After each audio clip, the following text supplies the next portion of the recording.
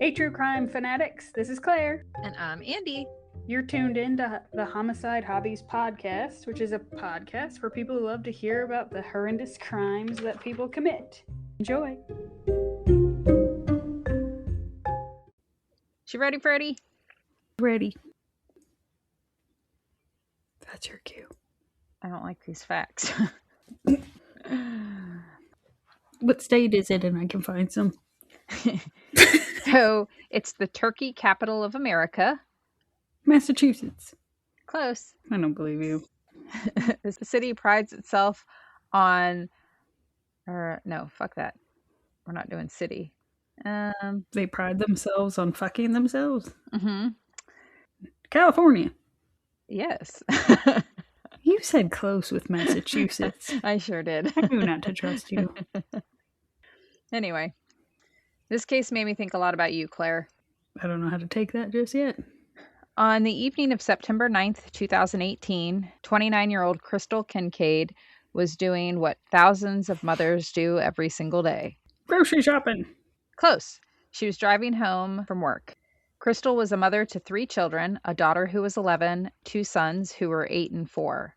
She was also stepmother to her husband of 12 years, Zach, his older daughter, who was 14, and she was 8 months pregnant. Krystil, not the daughter. In just a matter of 4 weeks, Krystil and Zach Kincaid were expecting to welcome their second biological daughter and 4th child, a baby they'd already named Evelyn Onyx. By all accounts, Zach and Krystil were building the kind of life they'd always wanted. They were a young, growing family. They were busy, hopeful, and preparing for a new chapter. Krystil was a devoted mother who centered her life around her children. Friends and family described her as warm, loving, and deeply dedicated to the people she cared about. Zach was a hands-on father who adored his wife and children. Together, they were raising all these little rugrats while counting down the days until they would become a family of 7. Yikes. Yeah. They had the name picked out. They made plans. They were imagining what life would look like once their new baby arrived. None of them knew that morning would be the last normal day they would ever have. At approximately 8:30 p.m., Krystil was driving north on Warren Road in Hemet, California. Krystil was 36 weeks pregnant, with the newest little bundle of joy due on October 9th. As Krystil was chatting with Zach in her car's Bluetooth speaker system... Wait, that didn't make sense. Maybe just do on Bluetooth through the car. Yeah, that. She was driving the 45 minutes home from work. Where'd she work? She was training to be a grocery store assistant manager. Hmm. Zach was sitting in a hotel room 450 miles away on a business trip. I was gonna say, this two-time and hussy better not be doing what he's... Nope. He's on the phone with her. They're chit-chatting while she's driving home. Kind of like you and I do, where you're driving home and I'm just chatting with you while you drive. About 30 minutes into her drive home, traveling the opposite direction, was a BMW exceeding speeds. Yeah, that. I'm getting tongue-tied over here. That's going to be the name of this episode. Tongue-tied? No. Yeah, that. Oh. Yeah, that. Yeah, that. Anyway, the BMW was exceeding speeds of 85 miles per hour on that 2-lane road, where the speed limit, by the way, was just 55 miles per hour. At some point, the BMW crossed the double lines. Zach heard Krystil scream and the loud crunch of metal as that BMW slammed head-on into Krystil's minivan. The force of the collision was catastrophic. Debris scattered across the lanes. Krystil's minivan came to a rest with her lower body pinned under the dashboard. The minivan began to smoke. Krystil, however, was trapped inside. Zach stayed on the phone, praying to hear his wife's voice again. Hoping she would say she was okay, instead, he could hear voices of civilians trying to help Krystil, then shouting about how the van was catching fire. He heard when the firefighters arrived and were trying to pry Krystil from the burning, twisted metal. First responders rushed to the scene and worked to extinguish the fire and cut her from the wreckage, all while Zach listened to the horrific scene unfolding. Krystil was still breathing, but unresponsive when the rescuers finally freed her from the minivan. She was airlifted to Riverside University Health System Medical Center. At the hospitals, doctors discovered that Krystil had suffered devastatingly traumatic injuries. The driver of the BMW was 28-year-old professional boxer Marcos Forestal. Marcos, originally from Cuba, had built a promising career boxing after relocating to the United States. Known for his speed and power in the ring, he was considered a rising prospect. Now he's known for speeding outside of the ring. Sure is. But on that Sunday evening, investigators said Marcos was driving his black BMW while under the influence of alcohol. At the hospitals, doctors determined Krystil had no brain activity. The doctors placed her on life support to try to allow Zach and their family to say goodbye. That's so horrific. It's so horrific. Zach, being 450 miles away, could not get a flight back until the next morning. He went straight to the hospital. When Zach walked into his wife's hospital room Monday morning, Krystil was still on life support and their unborn daughter was still inside her womb. Doctors waited for Zach to arrive so he could be there to make the necessary medical decisions. Once he was at the hospital, the doctors officially confirmed Krystil had no signs of life. What about the baby? We'll get there. Zach and the doctors decided to move ahead and perform a C-section to deliver Evelyn. Something I find even more heartbreaking. When Zach called for his and Krystil's children to arrive at the hospital, they thought their mom had simply gone into labor and they were about to see their mommy and meet their new little sister.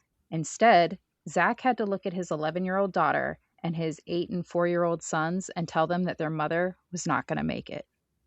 But like you just asked, what about the newly born baby girl? To make this story even more devastating, the unborn daughter of Zach and Krystil, Evelyn, had also sustained fatal injuries and died inside her mother's womb. Zach and the doctors decided to deliver Evelyn so the family could hold her and say their goodbyes. Oh, God. Right? I don't know how I feel about that. It made me feel nauseous because have you ever seen like the old stories or documentaries where they like find a grave site of someone that was buried a long time ago and you can see that they were pregnant when they passed? It was somebody that died in childbirth, but you could see the baby had been expelled from the mother after she had been buried. No. Oh, well, apparently babies are born because as the muscles and everything loosen up, the babies just kind of slide right on out. I am slightly curious and both concerned at your history. So it's called a coffin birth, and it's the process of a deceased woman's body expelling a fetus post-mortem. Oh. Within a few days of passing, natural bacteria inside the abdomen produce a large amount of gases. Because the gases have nowhere to go, they create immense escalating pressure inside the torso. As the body's muscles fully relax over time, this internal gas pressure forces the uterus outward, physically pushing the non-viable fetus through the birth canal. In most cases, the fetus is only partially expelled. Means the shoulders probably stay. Yeah. And it also says that the fetus is usually expelled 48 to 72 hours after death. That is your coffin birth. You don't say. I feel like that's why they went ahead and went the route that they went. So these 3 young kids who arrived excited were hit with the fact that their mother and their new baby sister were both dead. Their little worlds were turned upside down so fast. Talk about confusing because she's just going to lay there in the bed looking like she's alive. Right. Well, she was on life support, so she had the tubes coming all out of her. And yeah, but she's still warm. Yeah. The children took turns holding their mother's hand and saying their goodbyes. The 11-year-old daughter, she made a plaster mold of their mother's hand so they would always have it. And after their final goodbyes, the day following the tragic accident, September 10th, 2018, Krystil Kincaid was removed from life support. She was 29 years old. Evelyn Onyx died with her mother. Now, as for Marcos, he was taken into custody at or near the scene, and he faced DUI-related homicide charges after Krystil was pronounced dead. In the aftermath of the crash, one detail shocked people across the country. While Krystil remained trapped in her burning vehicle, Marcos climbed out of his damaged vehicle, and instead of checking on Krystil or even calling 911, he used his cell phone to live stream the damage to his BMW. What? In the video, he shows viewers his totaled car while saying, "Look what happened to me, guys. A car crossed in front of me, and look what happened to my car." Well, he is drunk. All while Krystil was trapped in her van, and it was on fire. Bystanders were struggling to reach Krystil's van due to the traffic and the fire. According to prosecutors and media reports, the video focused largely on the condition of his own car. not on the pregnant mother trapped in the flames, not on the lives that were slowly slipping away. Marcos survived the crash with minor injuries that were non-life threatening. How drunk was he? Do you know? Because I feel like drunk people don't do things that make sense anyway, but depending on what his blood alcohol was, is like kind of factors into you're not taking in what's actually going on. Not to give him a pass because he's a piece of shit. So his blood alcohol level was 0.118. So it was nearly 1.5 times the legal limit. Hmm. For Zach, learning about the live stream was almost as painful as the crash itself. I don't know about that. He said knowing that the person that could have helped her, you know what I mean? To see that. Hey, he wouldn't have been any help. He wouldn't have been able to figure out which way was up. Yeah. Because you figure if people who were sober were doing their best to help her, she really sounds like, I mean, she wasn't dead then, but I don't think there was any helping her just because the fact that when she gets to the hospital, it's just the injuries were too bad. The help he could have been was not driving. Yeah. What time of day was this? 8:30. It was broad daylight, right? 8:30. In the morning? No, at night. He was drunk pretty early. Right? He was super drunk early. And it took 45 minutes for first responders to completely cut her out of the van. Yeah, but that's even further my point of he wouldn't have been able to do anything to help. I think just knowing that he's not, the lack of care, you know. Yeah. I don't think drunk people are known for either their help or their care. Say that again. I don't think. I'm just kidding. Somebody's a smartass today. Well, thank you. The funeral photographs are among the most heartbreaking images connected to any true crime case, in my opinion. In one widely shared photo, Zach stands over an open casket, cradling his deceased infant daughter while his wife lies inside the casket. But I wouldn't want pictures of that. No. He then placed his infant in her mother's arms. The mother and daughter were buried together. That would make sense. You would think that you'd want a separate grave and just do side by side, but... How much money do you think that's going to cost? Yeah. They don't make baby-sized ones. I have one. Although this boxer feller should be the one footing the bill for everything. Should be. Marcos was charged with gross vehicular manslaughter while intoxicated and other related offenses. In June 2019, he accepted a plea deal, and as part of his plea deal, the judge sentenced him to the absolute maximum possible, which was just 10 years in a California state prison. That's because California. Right. He took 2 lives. For many, including Zach, the sentence felt painfully inadequate because, like you just said, 2 lives had been lost. Well, and I would like to know, is this his first DUI? Yes. He has no other criminal history. What's he doing now? One of the most controversial aspects of the case was that That means he's either out or he's dead. No, you're just going to have to hold your pantyhose. One of the most controversial aspects of the case was that prosecutors could not file a separate vehicular manslaughter charge for Ava Lynn's death under California law, meaning... Oh, because she wasn't born yet. Right. Her death was not counted as a separate homicide charge. That doesn't even make any sense. If they claim that a life is as soon as there's a heartbeat, how can it be convenient to say when it's not counted? Under vehicular manslaughter, she was not out and breathing yet. So, well, I guess they just figured out a new way to perform abortions. Oh. It doesn't count if you use your car. After the sentencing, Zach turned his grief to advocacy. He spoke publicly about the dangers of impaired driving and the irreversible damage caused by a single reckless decision. He shared the funeral photos in hopes that others would understand what drunk driving really looks like. It's not just statistics, not just court dates. Marcos's decision to drive drunk only lasted a few seconds, but the consequences will last for the rest of Zach's life. Krystil should have been preparing to welcome her baby girl. Instead, she was buried with Ava Lynn in her arms. And 3 children grew up without their mother. All because someone chose to get behind the wheel after drinking. And if you do the math in, the conviction in 2019 and being sentenced to 10 years, 2028, 2029 release is, if you're what you're thinking, you'd be wrong. Because in California... Nobody ever serves their full sentence. Not unless they're super bad. And in California, inmates convicted of nonviolent offenses, which vehicular manslaughter is considered nonviolent. What? Yeah, let that sink in. Okay, so not only can California now perform abortions with your vehicle, you can also kill people with your vehicle because it's non-violent. Right. Which is crazy. I don't know. I feel like that's pretty violent. It's right. They're eligible for an automatic sentence reduction for good behavior and generally only serve 50% of their time. So Marcos was released in 2023 after serving just roughly 5 years. I figured it out. California drivers are just so horrific. They can't keep them all in jail. There you go. They're already overpopulated. Following his release from prison, Marcos resumed his boxing career, which I find disgusting for Krystil's family because he took a Picked up where he left off. yeah. He made his official comeback in a fight at the Country Box 27 event in Nashville, Tennessee. In interviews promoting his return, Marcos acknowledged his lengthy absence from the ring, but stated that he felt physically and mentally strong enough to compete once again, which I was like, ugh. Did he have to pay restitution or anything?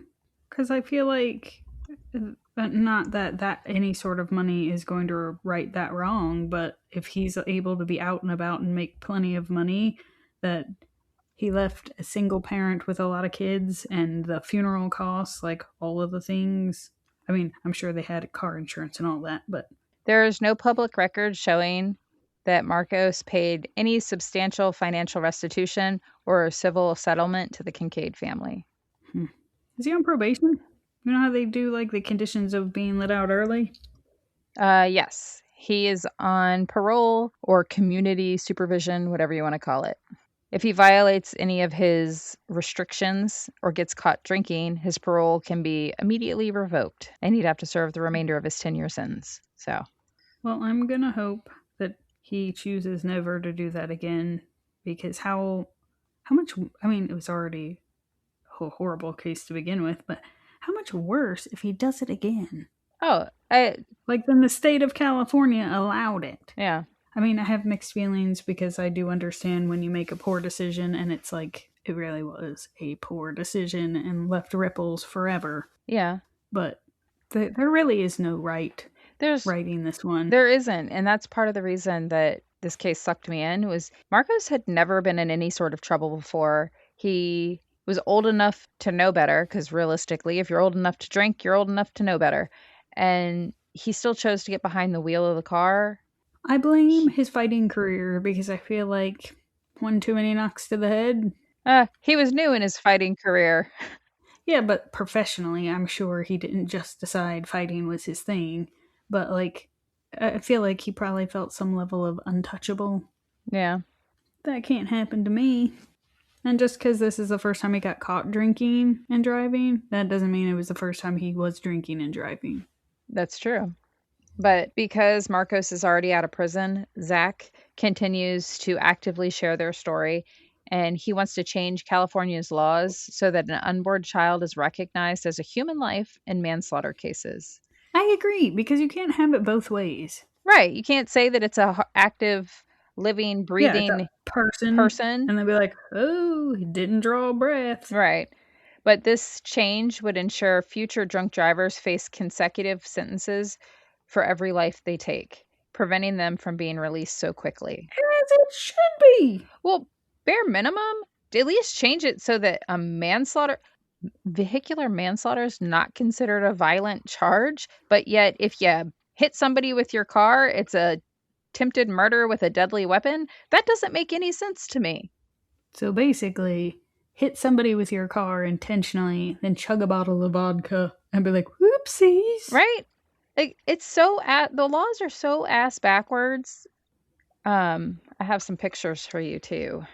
I wonder if they changed it to if you kill somebody during a DUI kind of thing, if it was death by firing squad, you think people would reconsider getting in their car? No, because everybody thinks they're invincible. But the prisons would be more empty. Well, and just like you said, it's probably not the first time he drank and got behind the wheel of the car. It's just the first time that he got caught. And he didn't really get caught so much as he caused a very serious accident. Okay, you picked an awful picture of her. That's not nice. Which one? You did it. Which one? The victim one? At least do the innocent couple one. She looks nice and friendly there. The other one, she looks like she might bite. Well, if you look at her in the casket holding the baby, she's got her. Is he taking a picture of her in the casket? I think he's pulling his hands back from having just placed the baby on her. Because it looks like he's holding the lid up or closing it, one or the other. The poor guy. Yeah. And I don't know, not to be the insensitive one, I don't know if it's better or worse. I can't imagine him trying to grieve for his wife and having a newborn baby, but at the same time, that like at least that would have been the last piece of her. Well, he still has 3 pieces of her. But Yeah. you know what I mean. Like Yeah. he has to, like even going back home and all of the baby stuff that I'm sure that they had, and all of that is just a constant reminder. Yeah. It's really sad. But it made me think of you for several reasons. One, Ugh. because the number of I was hit times. by a drunk driver? Yes, you were hit by a drunk driver. Also, the number of times that we're on the phone while you're driving, you're 40 minutes home, and it's like A funeral? somebody nearly hits you or whatever near death experience you have, and it's just like I don't. That's because the people who drive around here, I'm pretty sure, are unlicensed, but I don't know who taught them to drive or if they're Ray Charles in it, but like, start by opening your peepers. Well, this case made me think of you for lots of those reasons. Yeah. But. And in case anyone wasn't sure, I was definitely fucking kidding with abortions being used now in California, the use of a vehicle. In case people don't understand sarcasm. That was the longest delay of clarifying yourself humanly possible. Well, and just so you know, I was going to cut that. You get all squirrely with interrupting you. Oh, if you're going to cut it out, have at it. No, I was gonna. I'll leave it in now. Well, I was thinking of the person who left us a comment today who has some issues, so that's where I was just figuring somebody else is going to be like, how dare you say you can now perform abortions with a vehicle? I was kidding, you fucking morons. I'm not even kidding, it's sarcasm. I don't actually mean it, it's just the absurd fact that that's not considered a violent death. Yeah, it's stupid. I also don't understand how a vehicle can be considered a deadly weapon, but then when it's used and actually takes a life. And it wasn't an accident. He was drunk driving. You intentionally drank alcohol and got behind the wheel of a car. That is not an accident. Mm-hmm. Which means you were intentionally wielding a deadly weapon. Right.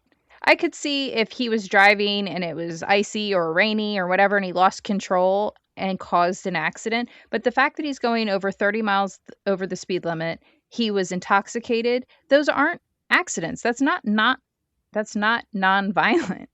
That is an extremely violent way for. You can just say that that's violent. Yeah. Whatever. But if you want to just disregard all your not-nots. Not-nots. But you know what I mean? Like when I was reading that, it was just like, what? That doesn't make sense to me. Yeah, that. To be able to bend the laws to fit whatever circumstances you want, I think is stupid. If you would have given me that hint, I would have guessed California. I don't know what I'm going to do with my hints in the beginning because whatever you guessed it when I said they were fucking themselves. And then you're like, California. I don't know what I'm going to do with that disaster. Good luck. I like how you tried to send me the wrong direction with close. Yeah. Well, it was close. Liar. Mm-hmm. It was at least in the United States. Right. But that's all I've got on the death of Krystil and Evelyn Kincaid. Thank you for listening to Homicide Hobbies. I'm Claire. I'm Andy. Follow us each week to get your fix of the atrocities that occur in true crime. And don't forget to tell people about us and rate us if you like us. But don't rate us if you didn't. Just change the channel.